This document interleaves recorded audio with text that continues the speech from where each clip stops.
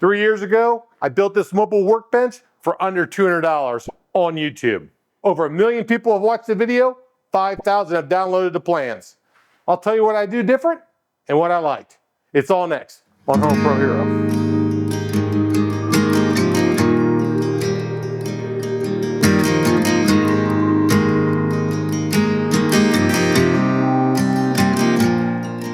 Before I jump into what I changed, here's the deal. The workbench has been used on almost every project you've seen on this channel. This pole barn build, retaining walls, shiplap, wainscoting,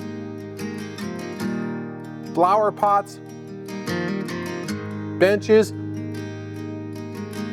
beams, shutters, and a heck of a lot more.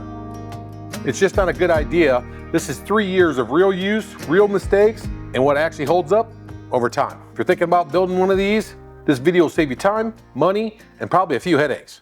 In the original build, the goal was simple. Build a mobile workbench that can hold my miter saw and my table saw, still give me a 6 foot by 4 foot work surface.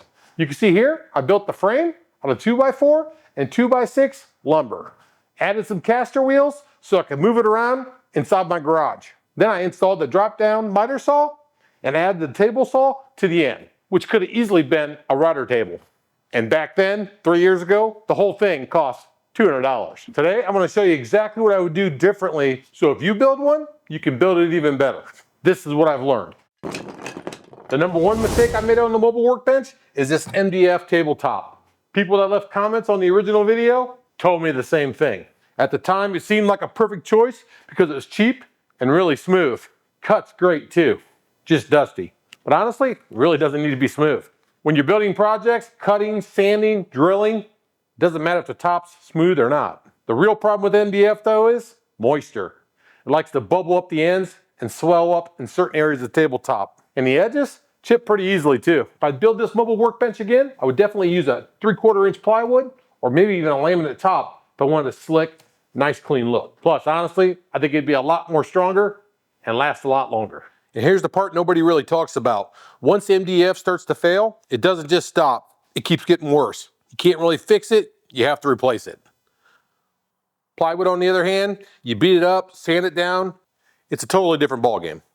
The number two thing I would change would be these small little caster wheels on the bottom of the mobile workbench. One, they're too small, and two, I prefer rubber over plastic. I only went with the wheels because they were cheap at the time and I was trying to stay under that $200 budget. One day I was pushing my mobile workbench from my driveway to my garage. As I pushed it over the garage lip, the caster wheel came off. Not necessarily the wheel's fault because I used too small screws, but the long run, the wheel came off.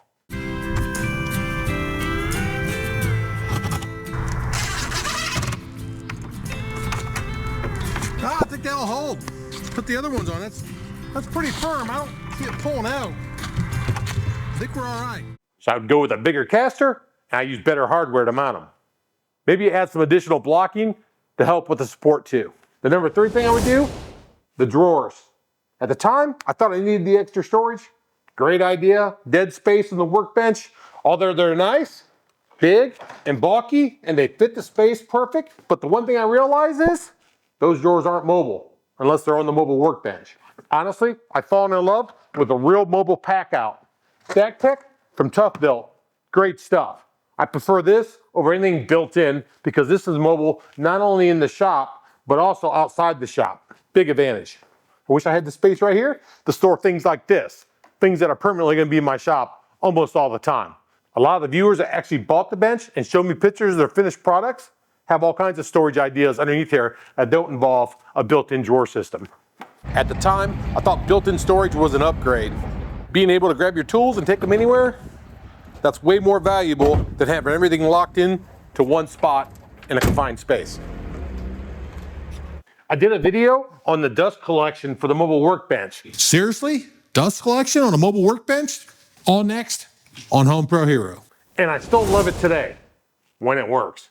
There's two lines. One goes to my table saw and one goes to my miter saw. I don't have enough suction power to be able to suck from both hoses at the same time, so I use these doors to shut off one hose when I'm using one tool, and then vice versa when I use the other tool. It works great when the doors aren't plugged up with sawdust. Let me know in the comments if there's a better solution for this type of purpose. But when it comes to the miter saw, all the movement in the head, sometimes that will come loose from the back of the saw until I put these 2 screws in. That's kept it pretty firm on most of my projects I've done recently. Or when I try to cut a 45-degree angle, the pipe gets in the way unless I move it out of the way. I think one of the quick fixes to the hose, find a different way to route the hose other than this close to the saw, which could be here, here, or really anywhere. Just can't be in the pivot area of the miter saw for obvious reasons. Honestly, dust collection is one of those things that sounds great on paper until you actually start using it every single day. That's where the little problems start to show up. So now the bonus section, what wouldn't I change? Number 1, the height. I love the height. I'm 6'1", it's up to my waist. Nothing worse than bending over on a workbench working on things. When I have it high like this, it's much more comfortable. I've had people in the comments complain about the height. It's easily adjustable if you want to lower it, but keep in mind the reasons why I have it set to be high. I love that it's mobile. Before I built my DIY pole barn that we're in today, I had it in my garage where I had cars parked in the bays. I'd pull the cars out and then I just roll the workbench out and do my projects right there in the middle of the floor, put my workbench away when I was done. The dust deputy works like a champ. I bought the lid and the deputy online, all as one piece. You pop it on a 5-gallon bucket and it prevents your sweeper from filling up with dust. You never have to change the filter or clean the filter. At least I haven't. Having both saws in the workbench is priceless. And you think, well, you can't do a lot with the table saw because the chop saw's in the way. It drops down. And that's the beauty of the mobile workbench. Drop that down. You plug in the MDF. You can remove the fence guard on your table saw.